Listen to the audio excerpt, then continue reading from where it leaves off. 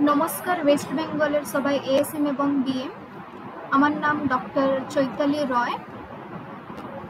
আমি আশা করছি আপনাদেরকে আগের ক্লাসটা মনে থাকবে অ্যাবাউট হার্ট অ্যাটাক। তো আপনাদের কাছে পেন আর একটা খাতা থাকা জরুরি, যাতে আপনাদেরকে আজকেও ক্লাসটা অনেক ইম্পর্ট্যান্ট। কেন না, today's class is about diabetes, which is the most common disease for nowadays. তো আজকেরও অনেক কিছু ইম্পর্টেন্স পয়েন্টস আছে, ন্যাচারাল থেরাপিজ আছে, ন্যাচারাল রেমেডিজ আছে, যাতে কি আমরা ডায়াবেটিসটাকে কি করে কন্ট্রোল করতে পারবো। তো ফার্স্ট হলো আমরা আগে জানবো হোয়াট ইজ ডায়াবেটিস। ডায়াবেটিসটা কি?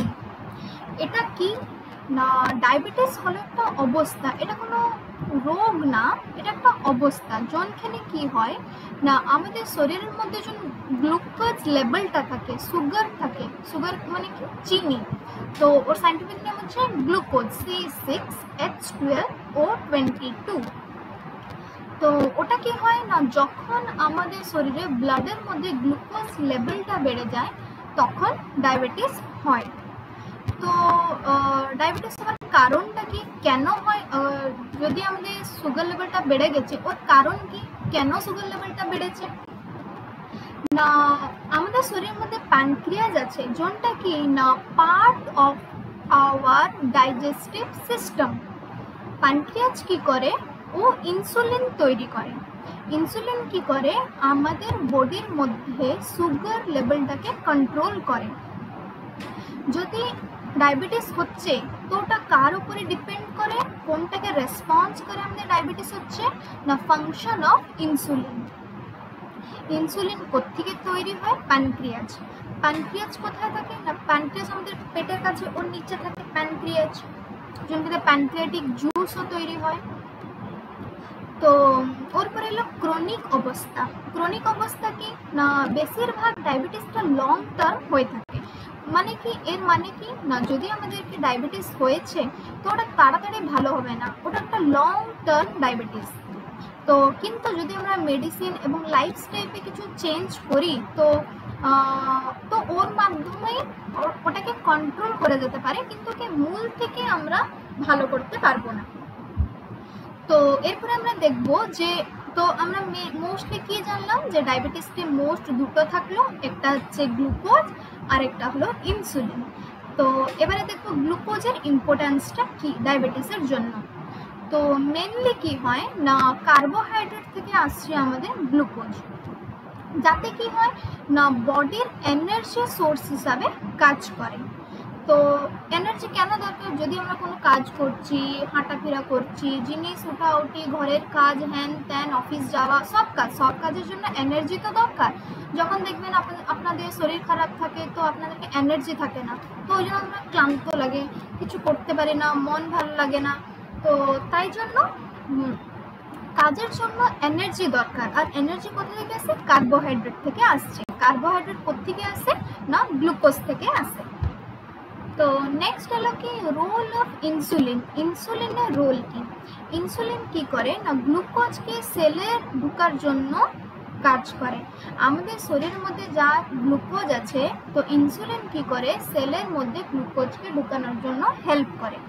যাতে কি হয় না, যদি ইনসুলিনটা ঠিকভাবে কাজ করবে না, তবে কি হবে, সেল মধ্যে গ্লুকোজ যেতে পারবে না। যদি সেলের মধ্যে গ্লুকোজ না যাবে তবে কি হবে না, আমাদের সেলের বাইরে গ্লুকোজ জমাট বেঁধে যাবে। ওইটা জমাট বেঁধে যায়, ওকে কি বলে, ওই টাইপটাকে, ওই প্রসেসটাকে কি বলে, হাইপারগ্লাইসেমিয়া। তো এটা ইনসুলিনটা ঠিকভাবে কাজ করার কেন এত জরুরি না, যদি ওটা ঠিকভাবে কাজ না করে তবে আমাদেরকে লং টার্ম ব্লাড সুগার বেশি থাকবে, আমাদের বডির মধ্যে লং টাইম ব্লাড সুগার বেশি থাকবে, যার ফলে কি হয় না আমাদেরকে ডায়াবেটিস হবে।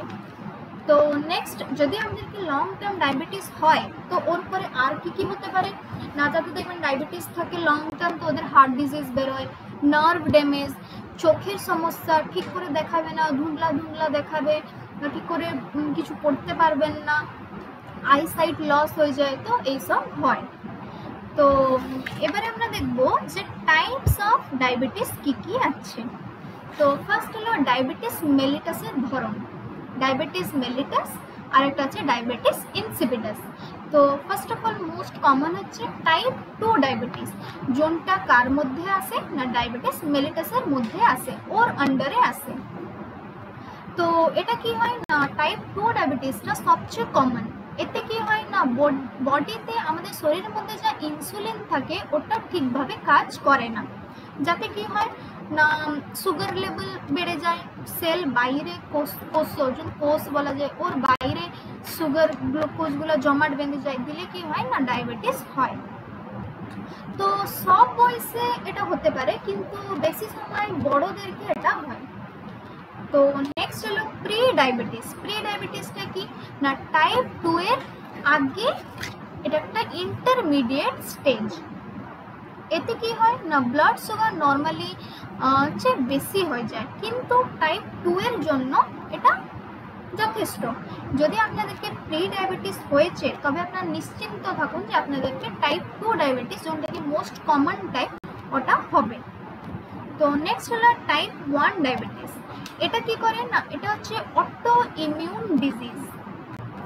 এটা কি করে না আমাদের শরীরের মধ্যে যে ইমিউন সিস্টেম আছে, ইমিউন সিস্টেম কি না প্রতিরক্ষা শক্তি, ইমিউন সিস্টেম আছে প্যানক্রিয়াজে যে ইনসুলিন সেলগুলো থাকে, যোন সেল থেকে আমাদের ইনসুলিন তৈরি হয়, ওই সেলগুলোকে অটো ইমিউন ডিজিজ টাইপ 1 ডায়াবেটিসটা নষ্ট করে দেয়। যদি ওটা ধ্বংস হয়ে যায় তবে কি হবে, ইনসুলিন তৈরি হবে না। যদি ইনসুলিন না তৈরি হয় তবে গ্লুকোজ সেল মধ্যে যেতে পারবে না, যদি গ্লুকোজ সেলের মধ্যে যেতে পারবে না তবে ওটা বাইরে জমাট বাঁধবে, যদি জমাট বাঁধে তবে আমাদের শরীরে গ্লুকোজের লেভেল বেড়ে যাবে, যদি গ্লুকোজের লেভেল বেড়ে যায় তবে আমাদেরকে ডায়াবেটিস হবেই হবে। তো নেক্সট হলো কি না এটা টাইপ 1 ডায়াবেটিস, যেটাকে আমি বললাম যে অটো ইমিউন ডিজিজ, ওটা কাকে হয়, কার কাছে দেখা যায়, মোস্টলি ছেলে মেয়েদের মধ্যে দেখতে পাওয়া যায়। তো এটা কি না এটা লাইফ লং ইনসুলিন নিতে হয়, এটা তো ভালো হবে না, কিন্তু একে কন্ট্রোলে বা ব্যালেন্সে রাখার জন্য লাইফ লং ইনসুলিন নিতে হয়। তো নেক্সট হলো জেস্টেশনাল ডায়াবেটিস। জেস্টেশনাল ডায়াবেটিস কি না প্রেগনেন্সির সময় ডেভেলপ হয়, জেনারেলি ডেলিভারি পরেও এটা চলে যায়। তো জেস্টেশনাল ডায়াবেটিস যোন গর্ভবতী মহিলারা থাকেন ওদিকে এই টাইপ অফ ডায়াবেটিসটা হয়। আর এটা কি করে না এটা যদি হয় তবে টাইপ 2 ডায়াবেটিস হওয়ারও চান্সেস আছে। তো এবারে আমরা দেখব যে ডায়াবেটিসের লক্ষণগুলো কি কি, সিমটমস অফ ডায়াবেটিস। আপনারা কি করে জানবেন যে আপনাদেরকে ডায়াবেটিস হয়েছে? তো ফার্স্ট হলো টাইপ 1 ডায়াবেটিস, যাকে বলা যায় কি না আর এর মোস্টলি ওর আগে আমরা একটু জেনে নিই যে জেনারেলি ওর কী কী সিমটম আছে। ফার্স্ট হলো বেশি আপনাদেরকে তেষ্টা পাবে, মুখ শুকিয়ে যাবে, গলা শুকিয়ে যাবে, বারবার আপনাদেরকে পেচ্ছাব লাগবে, পরিস্কৃত যাওয়া, খুব ক্লান্ত লাগছে, আর চোখের দৃষ্টি কম হচ্ছে, ধুন্দলা ধুন্দলা হয়ে যাচ্ছে, আর আপনাদেরকে হঠাৎ করে দেখবেন আপনাদের ওয়েট লস হচ্ছে, আর হাত পা ঝুনঝুনি লাগানো, হাত পা ঝিমঝিম হয়ে যাওয়া। আর যদি আপনাদেরকে দেখেন যে আপনাদেরকে কোনো জায়গায় ক্ষতবিক্ষত হয়েছে আর ওটা ঠিক সময় ভালো হচ্ছে না, ব্লাড ক্লটই হচ্ছে না, ব্লাড ফ্লো চলেছে, তবে আপনারা জানবেন যে আপনাদেরকে ডায়াবেটিস হয়েছে। এটা তো আপনারা সবাইরাও মার্ক করে থাকবেন, দেখবেন যাদেরকে ডায়াবেটিস হয়েছে ওদের যদি কোনো জায়গায় ক্ষতবিক্ষত হয়ে যায় বা কেটে যায়, ওদের সহজে ভালো হয় না, অনেক দিন লাগে ওটা ভালো হতে। তো যদি আপনাদেরকে লাগে যে আপনাদের বারবার স্কিন ইনফেকশন হচ্ছে বা ভাজাইনাল ইস্ট ইনফেকশন হচ্ছে, তো এরও রিজন হতে পারে ডায়াবেটিস। তো আমি একটা কথা বলে রাখি যে যদি আপনাদেরকে এইসব লক্ষণ আপনারা দেখছেন আপনাদের সন্তানের মধ্যে, তো আপনারা লেট না করে তাড়াতাড়ি ডক্টরের সাথে কথা বলে নেওয়া দরকার। তো নেক্সট আমরা দেখব যে ডায়াবেটিসের ধরন অনুযায়ী সিমটম কি কি আছে। ফার্স্ট কি হলো না টাইপ 1 ডায়াবেটিস, ওটা কি না T1D। এর লক্ষণগুলো কি কি না এটা খুব তাড়াতাড়ি আমাদের শরীরের মধ্যে ডেভেলপ হয়। তো এটা কিছু কি হয় না কিছু সপ্তাহ বা মাসের মধ্যে এই ডায়াবেটিসটা ছড়িয়ে যায় আমাদের শরীরের মধ্যে। তো এর কমপ্লিকেশন কি আছে, সিরিয়াস কমপ্লিকেশন কি হতে পারে আমাদেরকে যদি এই ডায়াবেটিসটা আমাদেরকে হয়, তবে আমাদের কি হতে পারে না ডায়াবেটিক কিটোএসিডোসিস, যেটাকে বলে ডিকেএ। তো ডিকেএ এর ডায়াবেটিকের সিমটমস কি কি, বমি হওয়া, পেট ব্যথা, ফুলের মতো গন্ধ থাকা নাক বা মুখে, আর শ্বাস নিতে কষ্ট হয়। ডিকেএ জীবন ঝুঁকিপূর্ণ, তাই তৎক্ষণাৎ ট্রিটমেন্ট করা জরুরি, এটা অনেক মারাত্মকও হতে পারে। তো নেক্সট হলো টাইপ 2 ডায়াবেটিস এবং প্রি ডায়াবেটিস। এর লক্ষণগুলো কি কি, টাইপ 2 ডায়াবেটিস এন্ড প্রি ডায়াবেটিসে এটা কি হয় না আমাদের শরীরের মধ্যে আস্তে আস্তে আস্তে আস্তে হয়, ছড়িয়ে যায়।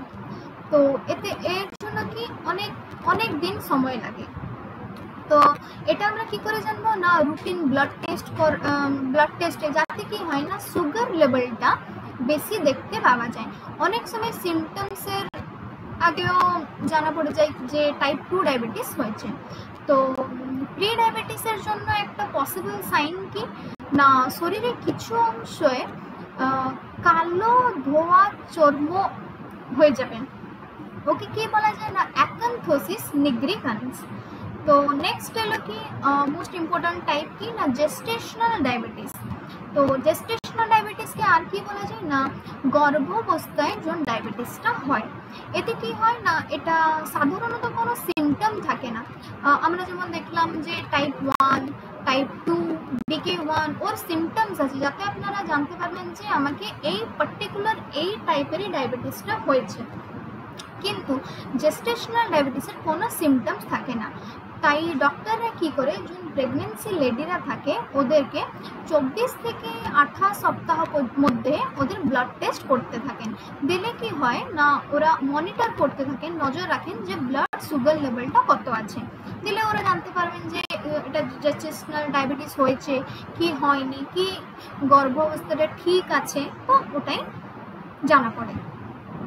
তো নেক্সট কি এবারে আমরা দেখব, এবারে তো আমরা দেখলাম যে ডায়াবেটিস কি ওর টাইপস কি, এবারে দেখব এর কি কি টেস্ট আছে, কিভাবে আপনারা টেস্ট করে জানবেন যে কোন কোন টেস্ট করে জানবেন যে আপনাদেরকে ডায়াবেটিস হয়েছে। তো ফার্স্ট এতে কি হয় না ডক্টররা বা প্যাথোলজিস্টরা কি করে না ব্লাড নেয়, আমাদের শরীরের মধ্যে ব্লাড নেয়। ব্লাডের মধ্যে কি আছে গ্লুকোজ আছে। আমি বলেছি যদি আমরা গ্লুকোজ লেভেলটা টেস্ট করে নিই যে আমাদের গ্লুকোজ লেভেল একটা তো অ্যামাউন্ট থাকবে, একটা তো লেভেল থাকবে শরীরের মধ্যে ব্লাডে গ্লুকোজের, যদি ওর থেকে বেশি অ্যামাউন্ট বা লেভেলের গ্লুকোজ হয় তবে আমরা জানবো যে আমাদেরকে ডায়াবেটিস হয়েছে। তো ব্লাড সুগার মেজার করার জন্য মোস্টলি 3 ধরনের টেস্ট করা হয়। ফার্স্ট হলো ফাস্টিং ব্লাড গ্লুকোজ টেস্ট। এতে কি হয় এই টেস্টের আগে কমসে কম আপনাদেরকে 8 ঘন্টা কোনো খাবার খেয়ে থাকতে হয় না। তো শুধু জল একটু খেয়ে নিলে চলে, কিন্তু 8 ঘন্টা উপোস থাকতে হবে। দিলে কি হয় কারণ কেন আমরা খাবো না, যদি আমরা কিছু খাবার খেয়ে নিই তবে ওই খাবারে যদি গ্লুকোজ বা চিনির পরিমাণটা থাকবে ওটা আমাদের ব্লাডের মধ্যে যাবে, ব্লাডের মধ্যে গেলে কি হবে না সুগার লেভেলটা বাড়িয়ে দেবে। দিলে কি হবে ঠিকভাবে মেজারমেন্টটা আসবে না, ও লেভেলটা ঠিকভাবে আমরা জানতে পারবো না। তো নেক্সট কি হলো না র্যান্ডম ব্লাড গ্লুকোজ টেস্ট। তো নাম থেকেই তো জানতে পারে থাকবেন যে র্যান্ডম মানে কি না র্যান্ডম বলতে বোঝা যায় যে যখনও সময় করা যেতে পারে, এর জন্য কোনো ফাস্টিং দরকার নেই, যে কোনো সময় ব্লাড সুগার চেক করা যায় ও টেস্টও করা যেতে পারে। তো এরপর হলো A1C টেস্ট। A1C টেস্ট কি আর কি বলা যায় না HbA1c। HB কি না HB হচ্ছে হিমোগ্লোবিন। আপনারা তো সবাই জেনে থাকবেন আমাদের শরীরের মধ্যে হিমোগ্লোবিন আছে, যার পার্সেন্টেজ মোস্টলি 12 to 14 হবা ঠিক, 11 to 14 বা 12 to 14 level of the haemoglobin থাকা ঠিক। তো এটা কি A1C টেস্ট বা গ্লাইকোলেটেড হিমোগ্লোবিন টেস্ট। এতে কি হয় না এই টেস্টে আমরা কি করতে পারবো, যদি আমি এই মাসে টেস্টটা করেছি তবে আমাকে পিছলা 3 মাসের এভারেজ ব্লাড সুগার লেভেলটা আমি জানতে পারবো। এটা কি করে না long term blood sugar control check করার জন্য এই টেস্টটা খুব ইম্পর্ট্যান্ট। তো নেক্সট হলো মোস্ট ইম্পর্ট্যান্ট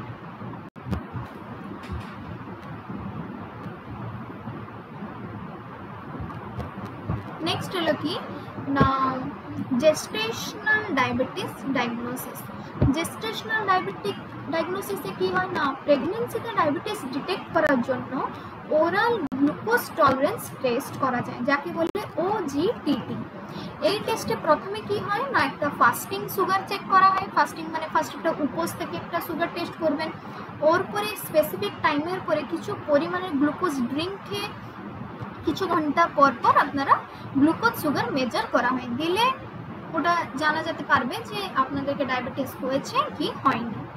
তো এগুলো তো সব ছিল মেডিসিনাল আর মেডিসিনাল। তো এবারে আমরা দেখব যে ন্যাচারাল ওয়েতে ন্যাচারাল সারাউন্ডিং থেকে আমরা কি কি জিনিস নিয়ে আমরা ডায়াবেটিককে ট্রিটমেন্ট করতে পারবো। Mostly Ayurvedic effect on diabetes.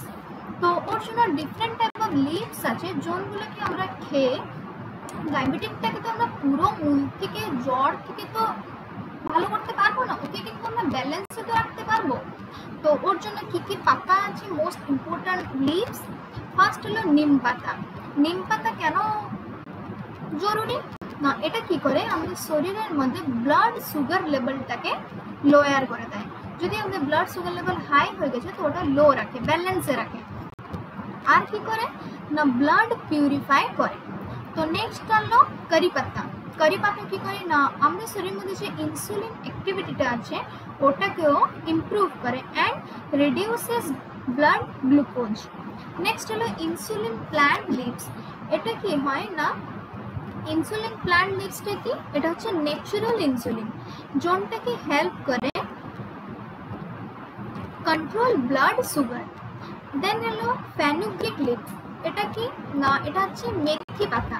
মেথি পাতা কি করে না improves glucose tolerance and reduces sugar levels. তারপরে হলো তুলসী পাতা ব্যাসিল লিভস। তুলসী পাতা কি করে হেল্পস ইন ইনসুলিন সিক্রেশন। যদি আমাদের শরীরের মধ্যে ঠিকভাবে ইনসুলিন সিক্রেশন হবে তবে ওটা কি করবে আমাদের সেলের মধ্যে গ্লুকোজকে ইনজেক্ট করার জন্য হেল্প করবে, দিলে কি হবে আর গ্লুকোজটা সেলের বাইরে জমাট বেঁধে থাকবে না। যদি ওটা জমাট বেঁধে থাকলো তবে কি হবে আমাদের ব্লাডের শরীরের মধ্যে গ্লুকোজ লেভেল হাই হবে। যদি ওটা সেলের মধ্যে চলে যায় গ্লুকোজটা ঠিকভাবে, তাহলে এই যে যেমন ঠিকভাবে আমরা আছি ইনসুলিন যেমন ফাংশন করার কথা তেমন ফাংশন করবে, যেমন ব্লাড সুগার লেভেল ঠিক থাকার কথা তেমন ঠিক থাকবে। তো নেক্সট হলো করলা পাতা। করলা একটা খুব উপকারী সবজি, যাতে কি হয় না ওটা কি করে ওর মধ্যে ইনসুলিনের কম্পোনেন্ট সব থাকে, কম্পাউন্ড সব থাকে। ওটা পুরো ইনসুলিন না কিন্তু ওর মধ্যে ইনসুলিনের কম্পোনেন্ট থাকে, যাতে কি হয় না ওটা আমাদেরকে ডায়াবেটিস কন্ট্রোল করার জন্য অনেক হেল্প করে। তো আজকের জন্য এটুকু। আমি আশা করছি আপনাদেরকে ক্লাসটা ভালো লেগে থাকবে। কোনো ইম্পর্ট্যান্ট পয়েন্টসও ছিল অনেক, আর অনেক symptoms, diagnosis test, types, what is diabetes. আর আমি ভাবছি আপনারা ভালোভাবে বুঝতে পেরে থাকবেন এর বিষয়ে। তো আজকের জন্য এটুকু, ধন্যবাদ।